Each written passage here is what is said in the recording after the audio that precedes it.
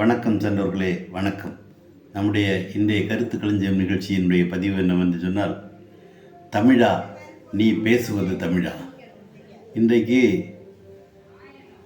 நம்முடைய தமிழர்கள் தமிழ் பேசுவதற்கு வெட்கப்படுகிறார்கள், வேதனைப்படுகிறார்கள். மலையாள மொழி பேசுபவர்களை பாருங்கள். அவர்கள் எந்த ஊரில் போனாலும் தன்னுடைய தாய்மொழிக்கு மாசு ஏற்படாத வகையில் மலையாளத்தில் தான் பேசுவார்கள். அவர்களுக்கு தெரியாத மொழி இல்லை, ஆனாலும் தன்னுடைய தாய்மொழியான மலையாள மொழியில் பேசுவார்கள். ஆனால் நம்முடைய தமிழனோ காலையில் களிக்காவலை தாண்டி போகிறான், மாலையில் வருகிற பொழுது மலையாளத்தோடு வருகிறான். ஹச்சிம் அம்மே என்று மலையாளத்தில் தான் தும்மினால் கூட மலையாளத்தில் தான் தும்முவேன் என்று சொல்லி அடம் பிடித்து அட்டகாசம் பண்ணினார். ஆகவே தான் கவிஞன் சொன்னான், தமிழா நீ பேசுவது தமிழா. அன்னையை தமிழ் வாயால் மம்மி என்று அழைத்தாய், அழகு குழந்தையை பேபி என்று அழைத்தாய், என்னடா தந்தையை டேடி என்று அழைத்தாய், இன்னுயர் தமிழை நீ கொன்றே குவித்தாய். தமிழா நீ பேசுவது தமிழா. உறவை லவ் என்றாய், அது உதவாத சேர்க்கை. வைஃப் என்றாய் மனைவியை, பாருன் போக்கை.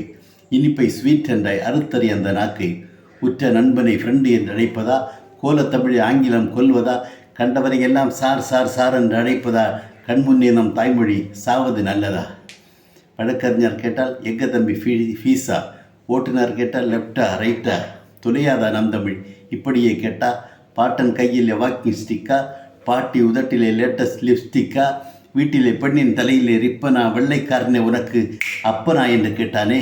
வெட்கப்படுகிறேன், வேதனைப்படுகிறேன், தமிழனாகவே பிறந்துவிட்ட காரணத்தினாலே.